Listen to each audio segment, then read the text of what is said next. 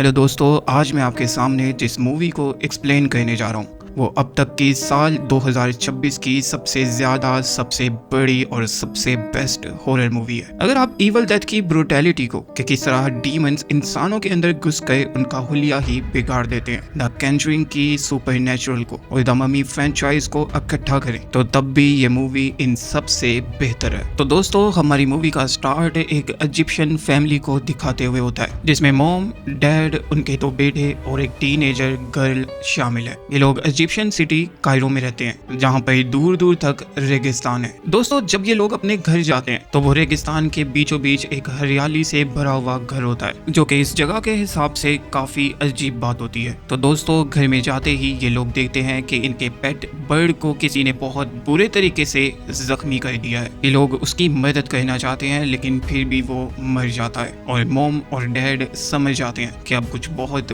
बुरा, बहुत बड़ा होने वाला है। वो फटाफट से अपने घर की बेसमेंट में जाते हैं। और दोस्तों, यहाँ पे हमें पता चलता है कि ये घर रेगिस्तान की रेत पर तो बना हुआ है लेकिन इस घर के नीचे एक बहुत बड़ा इजिप्शियन पिरामिड है जो शायद रेत से दब चुका है। ये लोग उस पिरामिड के अंदर एंटर होते हैं। पिरामिड का माहौल काफी डरावना है और शायद ये लोग जानते हैं कि अब क्या आने वाला है। ये लोग जैसे ही पिरामिड के अंदर नीचे उतरते हैं, नीचे जाते ही इन्हें वहाँ पर एक ब्लैक कलर का स्टोन से बना हुआ ताबूत नजर आता है और अब ये लोग कंफर्म करने की कोशिश करते हैं। चेन्स लगाकर इस भारी भरकम ताबूत को खोला जाता है। जब ये लोग ताबूत को खोल लेते हैं तो उसके बाद चेक करते हैं क्या उसमें मौजूद मम्मी जिंदा है या नहीं। ये लोग कंफर्म करते हैं कि मम्मी अभी तक जिंदा नहीं हुई और राहत का सांस लेते हैं। और तभी जिस हुक से इन्होंने ताबूत को ओपन किया था पुल करके, कोई सुपरनैचुरल फोर्स उसे लाकर हस्बैंड के गले में मार देती है और उसे यहाँ पर लटका देती है जिसकी वजह से उसकी मौत हो जाती है। जबकि वाइफ खड़ी ये सब कुछ देख रही होती है। जैसे ही हस्बैंड मरता है उसी के साथ ही मम्मी जिंदा हो जाती है। मम्मी कैमिली पर जोर से चिल्लाती है और इस बेहद ड्रोने ओपनिंग सीन के साथ ही हमारी मूवी आगे बढ़ती है। तो दोस्तों, अब हम एक दूसरी फैमिली को देखते हैं जिसमें हस्बैंड चार्ली, उनकी बेटी कैटी, वाइफ लेरिसा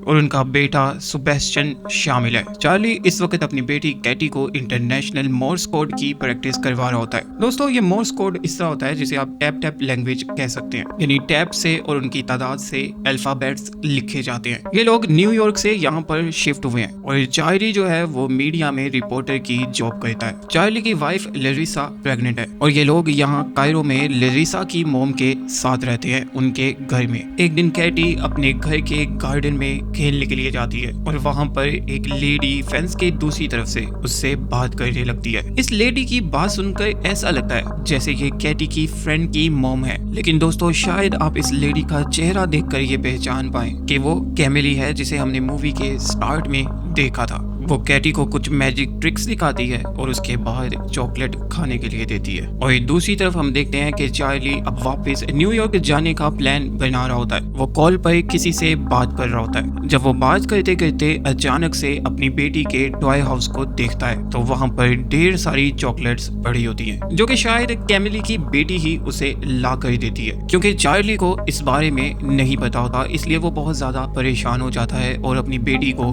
ढूंढने लगता है। और दूसरी तरफ हम देखते हैं कि कैमिली कैटी को काफी इंटरेस्टिंग और रियल मैजिक ट्रिक्स दिखाती है जिसे हमें ये तो पता चल जाता है कि ये औरत बहुत अच्छा जादू जानती है। लेकिन एंड पर वो कैटी को एक एप्पल खाने के लिए देती है। जैसे ही कैटी वो एप्पल पकड़ती है तो ये लेडी कुछ डिमोनिक वर्ड्स पढ़ती है जिसको पढ़ते ही एप्पल के अंदर से एक बग निकलता है। कैटी चिल्लाने लगती है लेकिन वो बग उसके मुंह के रास्ते उसके जिस्म के अंदर एंटर हो जाता है और कैटी यहाँ पर गिर जाती है और तड़फने लगती है। इतनी देर में चार्ली उसे ढूंढते हुए यहाँ पर आ जाता है लेकिन दोस्तों कैटी यहाँ पर नहीं होती। क्योंकि फेंस टूटी हुई है इसलिए चार्ली उसे ढूंढने के लिए यहाँ से बाहर निकलता है। और दोस्तों, यहाँ पर बहुत तेज रेत का तूफान आ जाता है जिसकी वजह से चार्ली उसे ढूंढ नहीं पाता। और अब चार्ली और उसकी वाइफ रिपोर्ट लिखवाने के लिए पुलिस स्टेशन जाते हैं। जब वो लोग अपनी बेटी के मिसिंग होने की रिपोर्ट लिखवा रहे होते हैं तो रिपोर्ट लिखने वाले डिटेक्टिव्स उन पर ही शक करने लगते हैं। उनका मानना है कि कायरो में अक्सर ऐसा ही होता है, यहाँ पे पेरेंट्स अपनी गर्ल्स को जानबूझकर मिसिंग कर देते हैं। लेकिन चार्ली को ये सब सुनने के बाद उन पर गुस्सा आता है और ये लोग वापस घर आ जाते हैं। बहरहाल ये लोग अपनी बेटी को बहुत ज्यादा ढूंढते हैं लेकिन वो इनको कहीं पर भी नहीं मिलती। मिलती। इसी तरह से कई साल बीत जाते हैं और अब हमें दिखाया जाता है कि इन लोगों की अब एक और बेटी है। पहले कैटी सबसे बड़ी थी, उसके बाद था सेबेस्टियन, और अब एक और बेटी है जो इन सब में सबसे छोटी है और उसका नाम है मॉड। लेकिन अब दोस्तों अचानक से इनको कैटी भी मिल जाती है। दोस्तों इनको यूएस एम्बेसी की तरफ से कॉल आती है कि इनकी बेटी मिल गई है। जब ये लोग उसे देखने के लिए हॉस्पिटल जाते हैं तो कैटी अब काफी बड़ी हो चुकी होती है। डॉक्टर बताता है कि उसकी हालत बहुत खराब है, लेकिन वो इस तरह से बात कर रहा होता है कि उसकी ज्यादातर बातें ये लोग समझ नहीं पाते। जैसे कि वो कहता है कि कैटी ज्यादा देर तक अंधेरे में रहने की वजह से शायद चिड़चिड़ी हो गई है और वो रोशनी से डरती है, वो सोती नहीं है, वो अपने आप को नुकसान पहुंचाती है, उसकी मेंटल कंडीशन बहुत खराब है। आपने बहुत प्यार से उसके साथ बात करनी है, अगर उसके पास जरा सा भी शोर होता है तो वो आपे से बाहर हो जाती है और जोर जोर से चिल्लाने लगती है। शायद उस पर बहुत ज्यादा टॉर्चर हुआ है जिसकी वजह से वो पूरी तरह से टूट चुकी है। उसके जिस्म पर एक अजीब किस्म की स्किन की लेयर है जिसे वो हर वक्त नोचने की कोशिश करती रहती है, जिससे उसका बहुत सारा खून निकलता है। और दोस्तों जब कैटी के पेरेंट्स को कैटी के पास ले जाया जाता है तो उसकी हालत देखने में वाकई बहुत ज्यादा बुरी होती है। वो बिल्कुल स्टिल एक जगह पर बैठी रहती है और एक ही डायरेक्शन में देखती रहती है, यानी वो किसी से कोई बात नहीं करती। दोस्तों उसके हाथों, पैरों और चेहरे की स्किन देख के लगता है जैसे वो जल गई हो, और हाथ पैर तो एक अजीब तरह से ट्विस्ट हुए होते हैं, मुड़े होते हैं। जब ये लोग अपनी बेटी से बात करने की कोशिश करते हैं तो वो बिल्कुल इस तरह से रिएक्ट करती है जैसे वो पोजेस हो गई हो, लेकिन किसी की समझ में कुछ नहीं आता। उसे दौरे पड़ने लगते हैं और डॉक्टर उसे नींद का इंजेक्शन देता है और अब ये लोग उस रूम से बाहर आ जाते हैं जहाँ पर इनको वही डिटेक्टिव मिलती है जिसका नाम जैकी है, और वो अब इन लोगों को इनकी बेटी के बारे में पूरी सच्चाई बताती है। कुछ दिन पहले डेजर्ट में एक प्लेन क्रैश हुआ था। जब लोगों ने उसके पास जाकर देखा तो वहाँ पर एक ताबूत पड़ा हुआ था। जब उस ताबूत की जांच की गई तो पता चला कि वो अब से 300 साल पुराना एक ताबूत था जो एक खास किस्म के पत्थर से बनाया गया था। वो पत्थर जो कि वोल्केनो में पाया जाता है। वोल्केनो का लावा जब सूखता है तो वो इतने सॉलिड पत्थर में कन्वर्ट हो जाता है जिसे बिल्कुल तोड़ना नामुमकिन होता है, और उसी पत्थर का ये ताबूत था जिसको ओपन करने से उसके अंदर से एक मम्मी निकली थी जो कि देखने में बिल्कुल जिंदा लग रही थी। जब डॉक्टर्स ने उसकी जांच शुरू की तो वो जाग गई। जैकी बताती है कि वो मम्मी कोई और नहीं बल्कि आपकी बेटी कैटी थी, जिसे वहां से निकाल कर हमने हॉस्पिटल में शिफ्ट कर दिया। तो दोस्तों अब इन लोगों को ये समझ नहीं आ रही होती कि 300 साल पुराने इस ताबूत में उनकी बेटी कैसे आई, किसने और किस तरह उसे इस ताबूत में मम्मी बना कर रखा था। जबकि दोस्तों शायद आपने गौर किया हो कि ये ताबूत वही है जिसे हमने मूवी के स्टार्ट में कैमिली के घर में देखा था। लेकिन बहरहाल ये लोग डिटेक्टिव की बात सुनने के बाद अपनी बेटी को लेकर घर आ जाते हैं, क्योंकि डिटेक्टिव ऐसा जाहिर करती है जैसे इनकी बेटी को मुल्क से बाहर स्मगल करने के लिए इस ताबूत में रखा गया था। क्योंकि इजिप्ट से अगर कोई भी चीज बाहर स्मगल करनी हो तो वो एंटीक चीजों के अंदर छुपा कर बड़ी आसानी से स्मगल की जा सकती है। इसलिए ये लोग कैटी को अपने घर ले जाते हैं और शुक्र अदा करते हैं कि उनकी बेटी स्मगल होने से बच गई है। मोर तो अपनी बड़ी बहन से जिंदगी में पहली बार मिलती है, लेकिन सेबेस्टियन भी जब अपनी बहन को देखता है तो उसकी इतनी बुरी कंडीशन देखकर वो भी डर जाता है। लेकिन इनके पेरेंट्स इनसे कहते हैं कि तुम्हारी बहन बीमार है तो तुम्हें उसे अच्छे से ट्रीट करना चाहिए, और जितना ज्यादा हम कैटी से प्यार करेंगे वो उतनी जल्दी ही रिकवर होगी और ठीक हो जाएगी। दोस्तों ये लोग कैटी को लाकर बिस्तर पर लिटा देते हैं जहाँ पर ये सभी लोग उसके पास बैठकर उससे बातें करने लगते हैं। लेकिन इन बच्चों की नानी मिस डेंट्रस वहाँ बैठकर गॉड को याद करने लगती हैं और वो कैटी के लिए दुआ करने लगती हैं। और अब दोस्तों पहली बार कैटी अपनी नजरें अपनी नानी की तरफ मोड़ती है और जोर से उन्हें टक्कर मारती है। जब ये सभी लोग डर कर पीछे हो जाते हैं तो वो हवा में लेविटेट करने लगती है, उड़ने लगती है। और दोस्तों उसकी हालत इतनी ज्यादा बिगड़ जाती है कि ये लोग उसे देखकर डर जाते हैं। साफ नजर आ रहा है कि जैसे वो पोजेस है, क्या उसकी बॉडी में कोई ऐसी चीज रहती है जो गॉड के नाम से डरती है और उसने अपना रिएक्शन दिखाया है। उसकी बॉडी एक बहुत अजीब तरीके से ट्विस्ट होने लगती है और इसी के साथ ही कैटी की मॉम उसे बेहोशी का इंजेक्शन देती देती है जिससे वो बेहोश हो जाती है। और दोस्तों ये लोग उसे वहीं पर लेटा छोड़कर अपने अपने रूम्स में जाकर सो जाते हैं और कुछ ही देर बाद इन्हें अपने घर की दीवारों के अंदर से किसी के जोर जोर से चलने की आवाज आती है, जैसे कोई 4 पैरों वाला जानवर तेजी से भाग रहा हो और वो बच्चों के रूम में एंटर होने की कोशिश करता है। दोनों बहन भाई उसकी आवाज सुनकर इस कदर ज्यादा डर जाते हैं कि वो अपने पेरेंट्स को भी नहीं बुला पाते। लेकिन कुछ ही देर में चार्ली भी आवाज सुन लेता है और वो कैटी के रूम में जाता है जहाँ पर वो नहीं होती, जबकि पास ही उसकी मॉम बैठी सो रही होती है। और अब ये लोग कैटी को ढूंढने लग जाते हैं क्योंकि दीवार के भीतर से आवाज आ रही होती है, इसलिए ये लोग भी दीवार के अंदर घुस जाते हैं। दोस्तों ये दीवार बिल्कुल होलो होती है जिसके पीछे चलने की प्रॉपर जगह होती है। वही दोस्तों यहाँ अचानक से इनको कैटी भागती हुई नजर आती है। ये लोग उसका पीछा करते हैं और दोस्तों वो यहाँ से चूहे और स्कॉर्पियो पकड़ कर खा रही होती है। जब ये लोग अपनी बेटी को ऐसा कहते देखते हैं तो ये जबरदस्ती उससे वोमिट करवाते हैं और ये दोनों बहन भाई सेबेस्टियन और मॉड भी ये देखकर डर जाते हैं। सुबह होती है तो चार्ली अपने दोनों बच्चों सेबेस्टियन और मॉड को स्कूल छोड़ने जाता है, जबकि पीछे घर में कैटी की नानी उसके हेयर ब्रश कर रही होती है, जबकि वो बिल्कुल खामोश बैठी रहती है। दोस्तों अगर मैं कैटी के इस तरह खामोश बैठे रहने को एक्सप्लेन करूं तो उसके इस तरह बैठने के पीछे एक बहुत ही सॉलिड रीजन है जो अभी कुछ देर बाद हमें पता चलेगी। जब कैटी की नानी उसके हेयर ब्रश कर रही होती है तो लरीसा उसके पैर के नेल्स काटने लग जाती है, जो कि दोस्तों इतने ज्यादा सख्त होते हैं कि लरीसा कितना भी जोर लगा ले वो नेल्स बड़ी ही मुश्किल से काट पाती है, जबकि थंब का नेल, अंगूठे का नेल एकदम से उखड़ जाता है और दोस्तों बिल्कुल इस तरह से लगता है जैसे कैटी की पूरी स्किन यहाँ से उतर गई हो। और दोस्तों जैसे ही स्किन उतरती है जो कैटी इस वक्त बहुत शांत बैठी हुई थी एकदम से हंसने लगती है और अब वो अपनी जगह से उठती है, अपनी मॉम और नानी को गिराकर वो वहां से भाग जाती है। इतनी देर में चार्ली भी घर में आ जाता है जो कि घर की ये हालत देखता है और अब वो कैटी को ढूंढने लग जाता है। कैटी भागते हुए नीचे बेसमेंट में चली जाती है और जितनी स्किन उसकी उतरी थी वो उस जगह को और ज्यादा कट करने लग जाती है। लेकिन दोस्तों बहरहाल चार्ली अपनी बेटी को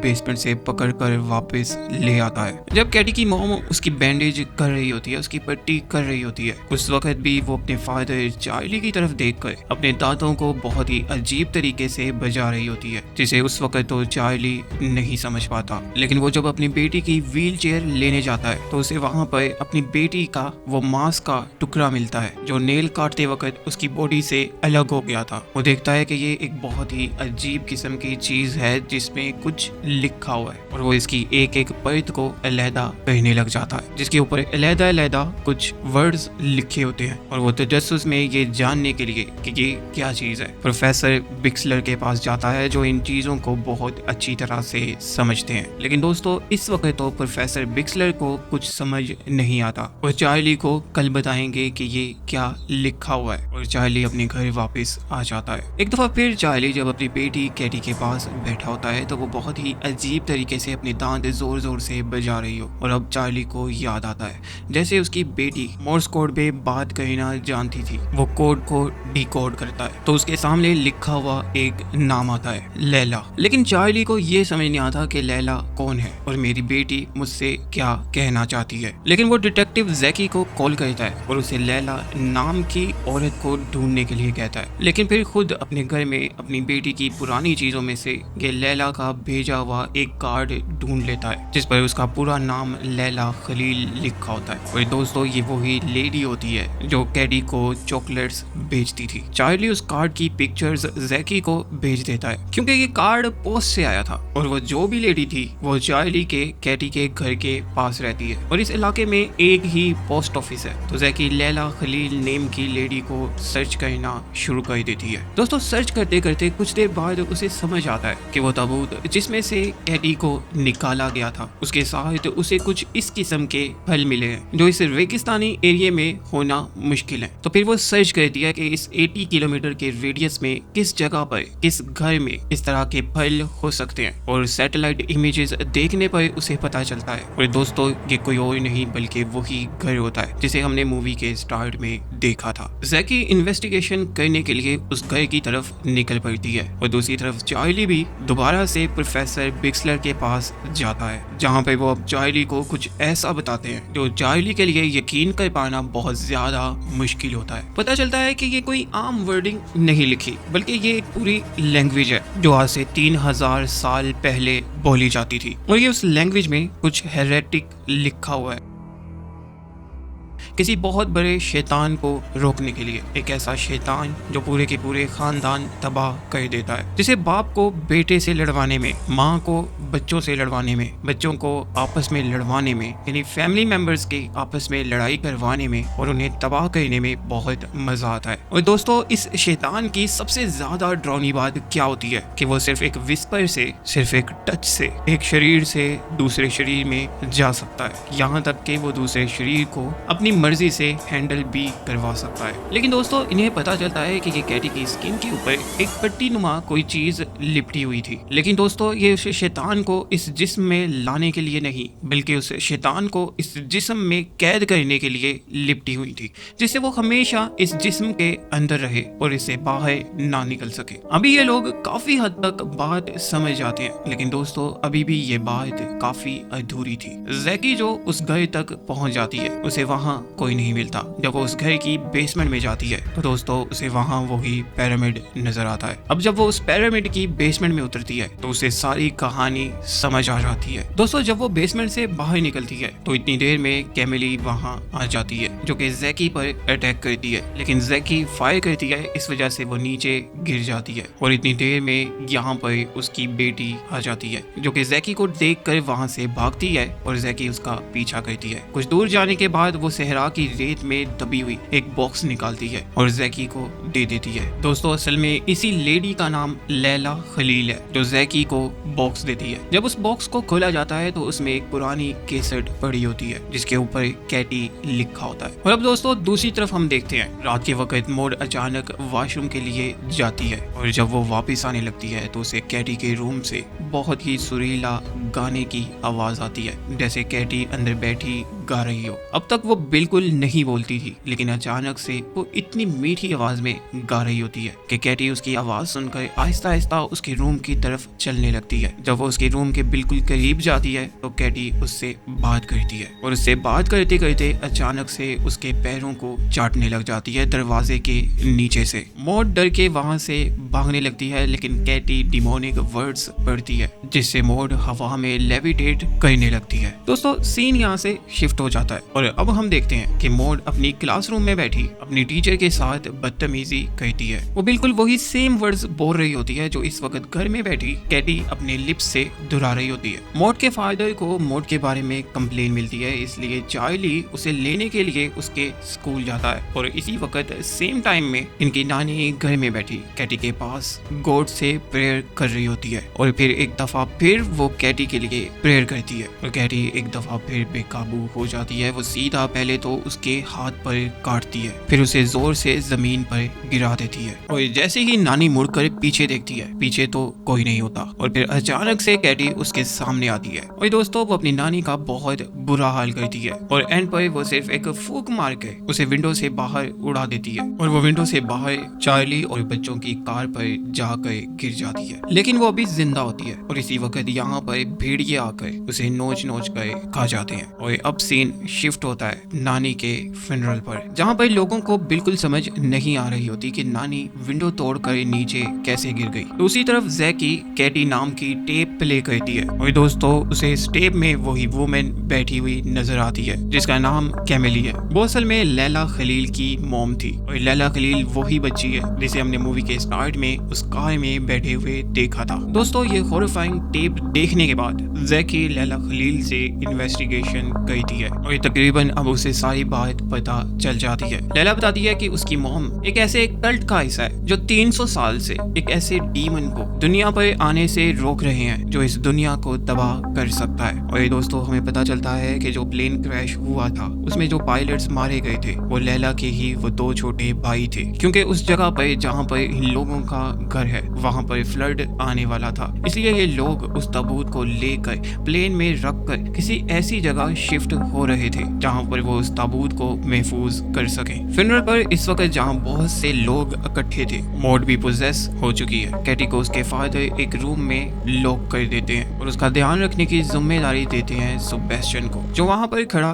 डोर को देख रहा होता है दोस्तों। और अब कैटी उसे भी पोजेस करना शुरू कर देती है। और दोस्तों यहाँ पर मॉड अपनी नानी के कॉफिन के पास आती है और आहिस्ता आहिस्ता अपने मुंह से सारे दांत तोड़कर फेंक देती है और अपनी नानी के आर्टिफिशियल टीथ्स अपने मुंह में रख लेती है, जबकि कैटी सीलिंग तोड़कर सीधा अपनी नानी की डेड बॉडी के ऊपर गिरती है और वहां पर वो उसे बुरी तरह से चुबाना शुरू कर देती है, यहाँ तक कि वो उसका खून भी लिक करती है, जो कि दोस्तों एक काफी डिस्टर्बिंग सीन होता है। नानी बेचारी एक दफा फिर कॉफिन से नीचे गिर जाती है और दोस्तों यहाँ से हमारा सीन एक दफा फिर शिफ्ट हो जाता है। अब हम देखते हैं कि कैटी को उसके फादर ने एक व्हील चेयर से बांध रखा है, लेकिन वो उसके सामने हवा में बार बार लेविटेट करती है। लेकिन इस बार चार्ली बहुत शांत है और वो कुछ भी नहीं करता, बल्कि आराम से बैठा उसे घूरता रहता है। इतनी देर में यहाँ पर जैकी आती है, जो कि अब वो टेप जो कि कैटी नेम की टेप थी चार्ली और लेरिसा को दिखाती है। दोस्तों ये टेप उस रिचुअल पर फिल्माई गई थी जिसे कैमिली ने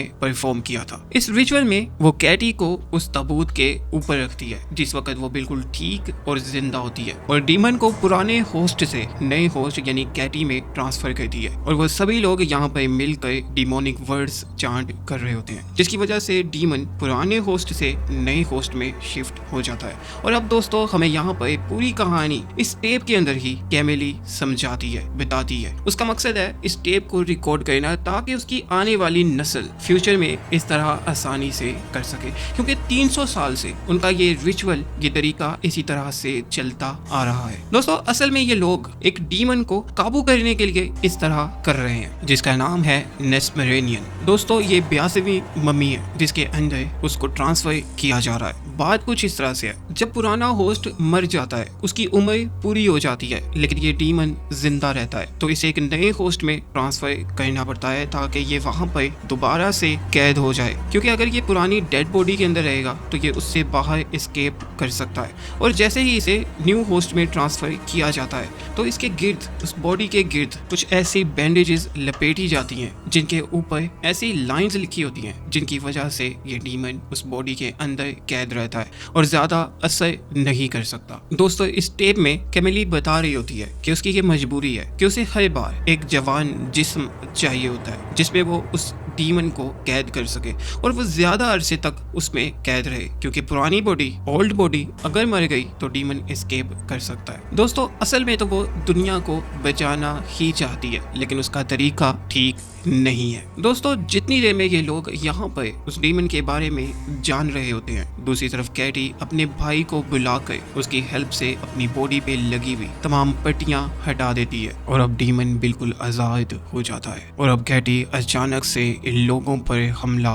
कर देती है। जब कैटी इन सब पर हमला करती है तो ये लोग उससे बचकर भागने लगते हैं। कैटी की मॉम भागकर एक रूम में जाती है जहाँ पर उसका बेटा सेबेस्टियन होता है और सेबेस्टियन भी अपनी मॉम पर अटैक करने लगता है। जिस जगह पर चार्ली बैठा हुआ था वहाँ पीछे रखे ताबूत से उसकी मॉम जाग जाती है और डिमोनिक स्टाइल में उसे बहुत बुरा भला कहती है। चार्ली भी भागकर ऊपर जाता है और अब कैटी चार्ली पर अटैक कर देती है। इतनी देर में जैकी स्टेयर्स से नीचे गिर जाती है और चार्ली की मॉम उसके पास आती है। उनके मुंह से एक स्कॉर्पियन निकलता है जो जैकी के मुंह में चला जाता है और उसके गले को अंदर से काट देता है। कैटी के अंदर मौजूद डीमन चार्ली पर तंज करने लगता है और उसे कहता है कि अब मैं तुम्हारी बेटी का डैडी हूँ, तुम इसे मुझसे नहीं ले सकते, मुझे इसके जिस्म में बहुत मजा आ रहा है। ये सुनकर चार्ली एक रूम में जाता है जबकि नीचे से जैकी भी दौड़ते हुए इस रूम में एंटर होती है ये दोनों आपस में कुछ बात करते हैं और इसके बाद रूम का डोर ओपन कर देते हैं। जैसे ही कैटी रूम के अंदर एंटर होती है, जैकी वीडियो के अंदर दिखाए हुए डिमोनिक वर्ड्स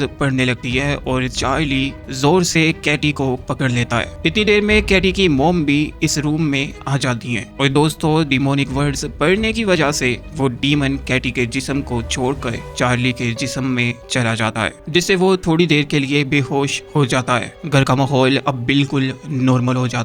कैटी भी पूरी तरह से ठीक हो जाती है और वो अपनी मॉम को देखकर उनसे बात करने लगती है। दोस्तों मूवी के लास्ट में हम देखते हैं क्योंकि डीमन जब एक बॉडी से दूसरी बॉडी में जाता है तो वो कुछ देर के लिए उस बॉडी पर असर नहीं कर पाता, इसलिए ये लोग चार्ली को उठाकर उसी ताबूत में बंद कर देते हैं जो कि अब इनके घर में ही पड़ा होता है और घर का माहौल अब बिल्कुल नॉर्मल लग रहा होता है। और दोस्तों मूवी के लास्ट में हम देखते हैं कि लोगों ने कैमिली को एक जगह कैद करके रखा होता है जहां पर लरीसा और जैकी जाते हैं और उन्होंने व्हील चेयर पर चार्ली को बिठाया होता है, लेकिन ये लोग रूम का डोर बंद कर देते हैं। लेकिन हमें इस बात से साफ जाहिर हो जाता है कि ये लोग अब चार्ली के अंदर मौजूद डीमन को कैमिली के अंदर ट्रांसफर करने वाले हैं। और इसी के साथ दोस्तों यहाँ पर हमारी मूवी की स्टोरी खत्म हो जाती है। दोस्तों बेशक कैमिली का तरीका ठीक नहीं था, लेकिन उसका मकसद बिल्कुल साफ था। वो इंसानियत को ही इस डीमन से बचाना चाहती थी, लेकिन इस तरह करते करते उसने अपने आप को एक बहुत बड़े मॉन्स्टर में कन्वर्ट कर लिया था, जिसने कैटी जो कि एक बच्ची थी उसकी जिंदगी बर्बाद कर दी थी। तो दोस्तों ये थी आज की हमारी मूवी की पूरी कहानी। तो दोस्तों अगर आपको मेरी वीडियो पसंद आई हो और मेरी एक्सप्लेनेशन अच्छी लगी हो तो फिर आपने मेरे चैनल को लाजमी सब्सक्राइब करना है और मेरी वीडियो को लाइक कर दीजिएगा।